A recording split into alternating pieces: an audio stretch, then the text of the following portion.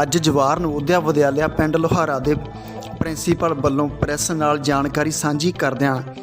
1 ਅਪ੍ਰੈਲ ਨੂੰ ਪ੍ਰਧਾਨ ਮੰਤਰੀ ਸ਼੍ਰੀ ਨਰਿੰਦਰ ਮੋਦੀ ਜੀ ਵੱਲੋਂ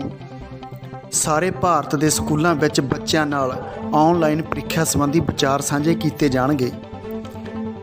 जिस दे संबंध विच मैं पूर्ण चंद्र उपाध्याय प्रिंसिपल जवाहर नवोदय विद्यालय लोहारा जिला के माध्यम से यह बताना चाहता हूं कि माननीय प्रधानमंत्री जी श्री नरेंद्र मोदी जी 1 अप्रैल 2022 को परीक्षा पे चर्चा के विषय पर विद्यार्थियों से बातचीत करना चाहते हैं। उस क्रम में मुझे ये बताना है कि जवाहर नवोदय विद्यालय जिला मोगा में स्थित लोहारा विद्यालय में है। इसमें वर्तमान में 548 विद्यार्थी अध्ययनरत हैं, जिसमें 317 लड़कियां और 231 लड़के अध्ययनरत हैं। इस विद्यालय में सभी विद्यार्थियों को सभी सुविधाएं निःशुल्क भारत सरकार के द्वारा प्रदान की जाती हैं। सभी विद्यार्थियों की रहने की व्यवस्था, खाने की व्यवस्था, निःशुल्क शिक्षा, सभी सुविधाएं भारत सरकार के माध्यम से विद्यार्थियों को प्रदान की जाती हैं। माननीय नरेंद्र मोदी जी के माध्यम से 1 अप्रैल 2022 को सभी विद्यार्थियों को आने वाली बोर्ड की परीक्षाओं में कक्षा 10वीं और 12वीं के विद्यार्थियों को परीक्षा पर चर्चा के माध्यम से प्रधानमंत्री जी श्री नरेंद्र मोदी जी बातचीत में यह बताना चाहते हैं कि पिछले 2 वर्षों से विद्यार्थी कोविड की वजह से घरों में रहे, जिस कारण से उनके पठन पाठन में कमी आई, उनके स्वाध्याय में, और उनको जो 2 साल के कोविड पीरियड में पढ़ाई में जो गैप आया, उस मुसीबत का सामना किस प्रकार से किया जाए, विद्यार्थी को तनाव मुक्त किया जाए। जो विद्यार्थी अगर तनावग्रस्त हैं तो उनको तनाव मुक्त कैसे किया जाए, इस विषय में परीक्षा पर चर्चा करते हुए प्रधानमंत्री जी अपने मन की बात बताएंगे। 10वीं और 12वीं की बोर्ड परीक्षाएं दे रहे हैं, उनको तो फायदा होगा ही होगा, उसके अलावा बाकी सभी विद्यार्थी जो कंपटीशन की तैयारी कर रहे हैं उनको भी इससे इस क्रम में 1 अप्रैल को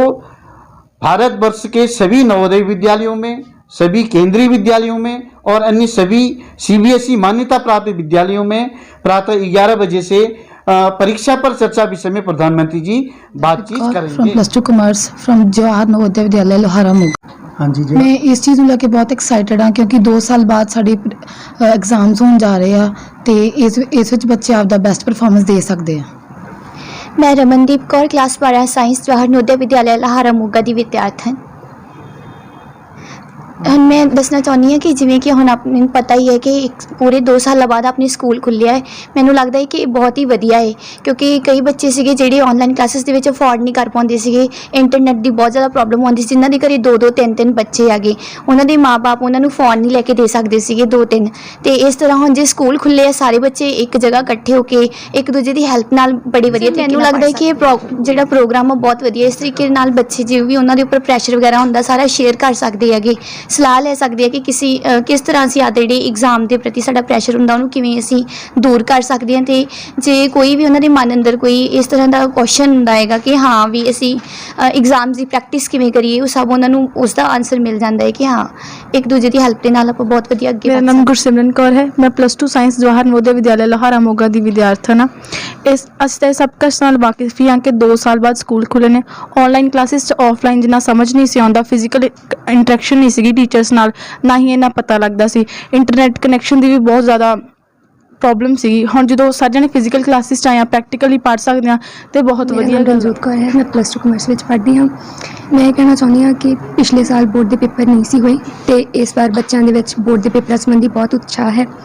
जो प्रधानमंत्री जी का नवा प्रोग्राम आ रहा है 1 अप्रैल को, वो बहुत वधिया इनिशिएटिव है। बड़े एक्साइटेड है क्योंकि परीक्षा का ही समा वा